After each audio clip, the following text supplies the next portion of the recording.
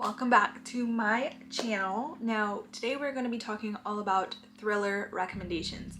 Now, I'm a huge thriller fan. They're my second favorite genre behind romance. So I've read quite a few and now I feel like I have a decent opinion and I can share with you guys. And since it is like spooky season, I want to make sure to give you guys some recommendations in case you're like wanting to pick up a thriller, but you don't know like which ones are good and which ones aren't. So I'm here to share which ones I think you should read. And I have quite a big list. I have around 15. So let's like just jump into it. Brought you down a little bit lower so we're like, you know, eye to eye. So the first one, I actually don't own a lot of these. I read a lot from the library, so I like have them, read them, return them. So I don't own a lot of them. So including this first one, which is Pretty Girls by Karen Slaughter. I actually read this like a month ago and it was so good. I really enjoyed it. It was actually a little bit longer than the usual thriller, probably closer to like 500 pages, and the font was pretty small, so it had a lot of content in it, a lot was going on. It's about these three sisters. One of them was kidnapped when she was 19. She completely disappeared off the face of the earth.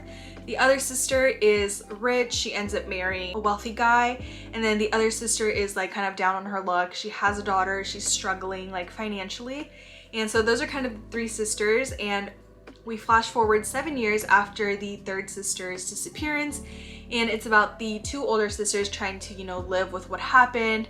It's a lot, you know, a lot happens, and this book is just crazy. It's actually one of my favorite thrillers now. So much happens, but I will kind of put the big warning out there that it is super graphic. If you even think you need to look up a trigger warning, I would, because you get a lot of ugly pictures like that you picture in your head of, you know, violence to women and just stuff like that. So be careful with that. But other than that, I really enjoyed this thriller and I thought it was great. It had my attention the whole time, and honestly, like the last 20 pages, I wanted to cry. Like it was crazy. So definitely recommend Pretty Girls. Next up is The Silent Patient. Now I feel like everyone and their mom have heard of this book because it's wildly popular, and I did read this about 2 years ago now, so it's not super fresh in my memory. But I believe we follow Theo, who is a psychiatrist, and he's working at this like mental asylum, and he finds a patient there who he's going to be working with, and she stabbed and killed her husband, and now she doesn't talk. She doesn't say a word. So it's kind of the journey of finding out like what happened, why did she do what she did, can the psychiatrist like, you know, get her to open up kind of thing. And this book has crazy plot twists that you're just not going to see coming. This is one of the first thrillers that I feel like I read that I was like, holy crap, like this is now going to be one of my favorite genres because of this book. Next up is The Last Housewife. Now this one I also read not too long ago, and it was super intriguing. I just remember the first thing I thought of when I was like reading this book was that it felt like I was watching a movie in my head. I could easily see it being turned into a movie because that's how like I pictured it. I don't know if that makes sense, but it's basically about this girl, and she graduated from college and whatnot. She's doing her thing, living her life, and then she finds out that her roommate committed suicide on campus. Like you know, so it's like, what? Like what happened to her? Why did she do this? Did she commit suicide? There's a cult involved in this book, so I feel like I haven't really read any books or thrillers that are about cults. And so this one was fascinating, although I will warn, lots of violence, especially perpetrated towards women, and it's a lot about that. So again, check trigger warnings. You know what? Check trigger warnings for any book that I talk in this video, because it's probably you're gonna need a trigger warning. Yeah, but I really enjoyed this book. I thought it was really interesting and fascinating, and yeah, I recommend. Next up is Reckless Girls by Rachel Hawkins. Now this is my first Rachel Hawkins book that I've ever read, and it wasn't my last. I also read The Wife Upstairs by her, I believe, but I definitely liked Reckless Girls better. This is honestly a book to read in the summertime because it's like summertime vibes. They're like in the island, in the water, you know, very summery. But it's about this, honestly, what even was this book about? It was just about like this woman who has a boyfriend, and they find these two girls like at a bar, and they're like, oh, we're gonna go on a boat, like you want to come with us? And then her and her boyfriend are like, sure, like we kind of don't have any plans. That's kind of what we were gonna do on our own. So they all go out together, shit hits the fan, stuff starts to happen, people disappear, and we just find out what happens and who's doing what. So it's so interesting, and I just remember there's like betrayals and plot twists, so I recommend. The next two I actually do own. So the first one is The Housemaid by Frida McFadden. This was a decent thriller. I gave it about 3.5 stars, but I absolutely would recommend because it's a very good like beginner thriller. So like if you're not super into the genre, you're gonna love this. You pick it up, read it, and you're gonna be like, oh my gosh, is this what thrillers are about? It's not super graphic like the other ones that I've mentioned, so that's why I kind of say it's like a beginner thriller. Very good, great author, great story. I do recommend this one, but she also wrote The Housemaid's Secret, which is the book number 2 after The Housemaid. Same author, but I actually enjoyed this one a lot more. So if you can get through the first one, definitely feel like you're gonna reward yourself with this one because I thought the story and the plot were just better. The plot twists were better, the thrilling aspects were better, and the main character is actually the same one as the one in the first book, so we get to kind of follow her around for longer. And yeah, definitely recommend, especially if you're new to thrillers. You're gonna like these. Sorry, my camera died, so I had to change the battery, but I feel like I'm talking way too fast because I'm like kind of winded and I can hear myself talking too fast. I'm gonna slow down a little bit. But on to the next one. It is going to be Local Woman Missing by Mary Kubica. I read this one not too long ago either, probably a month or 2 ago. I very much enjoyed it. This book has and is led, I feel like, primarily by women. It's a crime against a woman, literally a woman, not a women. It's a crime perpetrated against a woman. In the first literal chapter, you kind of see what the heck goes on. And then from then you kind of read the whole story to see what happened, who did it. So, and it's really good because it kind of takes place in a small town and they talk about like the rain and the trees and the haunting of it all. So very much giving spooky, and I like it because it's like, oh, this neighbor has this drama, this neighbor has this infidelity, and it just stuff like that. So it's very interesting, very short chapters, which is one of my favorite things in books because I get bored easily. So I need to be able to finish a chapter and like keep wanting to read it. So yeah, I thought it was really good. It's about this little girl who goes missing and she comes back. Yeah, one day she just shows back up in her neighborhood and we have to figure out who took her in the first place and like where is her mother. It's a whole thing, but very interesting. Sorry if I'm not describing it too well. I literally am the type of person who reads books and forgets. So I'm now just realizing that this whole video entails on my memory. So if you pick up a book and then it ends up, it's not gonna be completely different because I promise it's similar, but maybe like some of the things are off, just ignore that. Okay, this next one is called Jar of Hearts. I don't even know where to go with this like book, where to start. I loved this book. I think I gave it like 5 stars, but with that being said, this is one of those super trigger warning type of books because it's very graphic. They talk about sexual assault in depth and like very graphically. So look up trigger warnings, but basically we're following the main character. Her name is Gio and she goes to prison because like this is in the first chapter. She's in prison and basically she's like a rich businesswoman, but a body is found near her childhood home and the body is actually that of her high school best friends. So, you know, her high school best friend is dead, has been dead for years, and it's found near her childhood home. And so she's kind of the suspect and she goes to jail. We figure out basically the whole plot and point of this book is figuring out what happened to the high school best friend. Her name is Angela. It's a lot, but I actually really enjoyed this book because it was a very good story. I feel like I was kept on my toes the entire time. Like I did not know what was coming next. I did not know what to expect. And honestly, it was like fairly realistic. Like I could believe it. Towards the end, some things were a little bit outlandish, which honestly happens pretty common and often in thrillers. But for the most part, this book was very almost like it made sense to me. It was one of the craziest thrillers I've ever read, to be honest. I couldn't believe it. And I still can't believe it, even thinking back to like what happens in the book. It's crazy. Next up is Hidden Pictures. Now, Hidden Pictures, I read this literally like a month too early because I read it I think in August and I should have read it in September or this month because it's spooky season. But this book I gave 5 stars to. I absolutely loved it. It's about a live-in nanny. She works for like this family who have a 3-year-old boy named Teddy, and all's good, all's well. She's like a cleaner. She lives in a little cottage like outside of the main house, and she loves the family. She loves the little kid. The only thing that's kind of off about this situation is that the little kid starts drawing really, really weird and kind of creepy pictures. At first they start out kind of random and like cute, but then they start getting a little bit more sinister and you're kind of like, what? Like, how is this little kid doing that?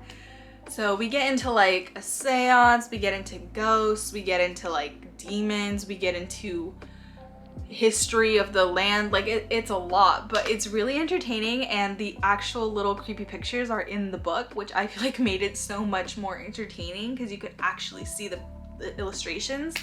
So that was probably my favorite part of the book, but I just thought it was so good. I gave it 5 stars, like I said, and I would recommend it to anybody. It was awesome. And honestly, like I feel like books that talk about a live-in nanny, because those are always like, ooh, have a little bit of spice to them. And this book had the live-in nanny. The little neighborhood was so beautiful. They talk about like little cafes, and it just seemed like such a wealthy, idealistic neighborhood that I liked picturing in my head. Next up is The Perfect Marriage by Geneva Rose. Now this book, super fast paced, like literally, and the chapters are like a page and a half, which I like and I'm not complaining, but just fair warning, if you pick this book up, you can probably finish it in like 2 days because it's super fast, which again, I love about thrillers. That's sometimes why I reach for thrillers, is because I know I can finish them quickly. This is definitely one of those. It's about a couple, I forgot their names honestly, but like a man and a woman. They are married until the husband cheats on the wife and the mistress ends up dead. Now, who did it? We don't know. Was it the husband? Who knows? But he's the one that's kind of blamed for the mistress's death. And so the wife is actually a very good and famous defense lawyer. So she takes her own husband's case. It's crazy, but like if you get where I'm going with it, like it's like what? Like kind of twisted a little bit. So very good. Definitely recommend. You'll get hooked. Wrong Place, Wrong Time by Gillian McAllister. Now this book was not one of the thrillers that I feel like just by starting it, I was like, oh, I'm gonna give this 5 stars. Like that's definitely not how this worked, and earned 5 stars. By the end of the book, I kind of closed it and said, this is 5 stars, because it was very complex. It's kind of not confusing, but it's like it time jumps. So this woman wakes up one day, sees her son, let me just turn that off. She sees her son stab like a stranger walking down the street. And so her and her husband are like, what the hell? Like, what just happened? Why did he do that? Who was this random man? The next day, she goes to sleep or whatever, wakes up the next day, and she's like in the past. So she's like, what the heck is going on? Goes to sleep. She's even more in the past. Every time she goes to sleep, she gets even more in the past and has to like redo her time. I don't know if that makes sense, but it's like a pretty complex book, and it's a little bit slower paced than what I usually prefer. I feel like it's like medium pace, almost slow, and it's I don't know, but every time I was like, oh, this is kind of boring, like this didn't need to be in the book. Once I finished it, I was like, this absolutely needed to be in the book. Like I get why the author kept everything in. It was really good, and it's one of the thrillers I feel like that I really enjoyed the most because of how complex it was. And it's one of Reese's book club picks, so you know, that's why I read it, so maybe that's why you should read it too. Next up is A History of Wild Places by Shia Earnshaw. Now this book, really good. This is giving cult vibes, but also like Amish community in the middle of the wilderness vibes. Yeah, if you get what I'm saying. So basically a woman is missing and this guy goes to look for her. He goes into like this forest and finds that there's like a community living out there in like the middle of nowhere. Yeah, the guy that goes into the forest to look for the missing woman has like, he's like an unusual talent for locating missing people. So he's hired by the family of the missing girl to try to locate her. I'm just like reading the flap for the book and I just remember how good it is. Community, it's a reclusive community and it's called Pastoral, and they literally live in the middle of nowhere. I'm just remembering. So as soon as he goes into the community to start looking for the missing woman, he disappears. Yep. And then we flash forward years later to like a pastoral member, and he finds Travis's, who's the guy looking for the missing woman. He finds Travis's truck. Yeah, it's oh, so good. At the time, I think I probably rated this like 4 stars, but it's definitely a 5-star read. I always think about this book, like randomly. I definitely will be rereading it because I just think about it that often. It was very good. It says, It's a story about fairy tales, our fear of the dark, and losing yourself within the wilderness of your mind. Phenomenal. This is definitely one of my like top 3, top 5 recommendations. Next up is Sharp Objects by Gillian Flynn. Now, if this looks familiar, it probably is because you've seen the HBO show or you've heard of the HBO show adaptation, which is of this book. That's how good and popular it is that it got its own show. So yeah, I don't want to talk too much about this one, but I just remember reading it. Solid thriller. It's about, I'm starting to remember, like all these books are about a missing woman, but it's about a missing woman. This newspaper writer, journalist woman goes to the little town where the woman was like murdered or found, and she wants to see what happened. So she's interviewing like locals, she's interviewing like family members. This town is also her hometown from childhood, but she has a very bad, not great relationship with her mother, and her mother still lives in this town. So she like, while she's there interviewing locals and trying to see what happened to the missing woman, she stays with her mother, and she has this like younger step sibling, I believe, that's like a really kind of weird and like the popular younger girl who's like kind of a traviesa, or like a menace in society if you didn't get the Spanish lingo. But like, yeah, interesting book. This book has like a plot twist that I was just like, read it, it's good. Almost done. Velvet Was the Night by Silvia Moreno Garcia is another one that I want to talk about. Now this one it definitely like caught me by surprise because I didn't expect that I would love it as much. And Silvia Moreno Garcia is a very popular author, but this book is kind of underrated or not heard of as much. This one is definitely a bit slower paced, more like medium/slow paced versus like a fast one. So you kind of have to stick with it, but it's located in Mexico City, which is my favorite place on earth. So maybe that I'm a little biased because of that, but it's about this main character, Maite. She's kind of, if you've read Eleanor Oliphant is Fine or something like that, she gives me the same main character vibes, like exact same main character vibes. But basically, I just remember the plot twist at the end being really good, and that's why I was like, I have to put this in there. A beautiful art student by the name of Leonora disappears under suspicious circumstances. And so now Maite, our main character, searching for the missing woman with the help of her like friend. His name is Elvis. And so basically that's the premise of the story, but it gets very kind of plot twisty. At the end, I literally was like mouth hanging open because I did not expect what happened to happen. So yeah, they attempt to discover the truth behind her disappearance, encountering hitmen, government agents, and Russian spies. It's Mexico in the 1970s, so a lot happens. Last one, actually, is going to be Big Lies in a Small Town by Diane Chamberlain.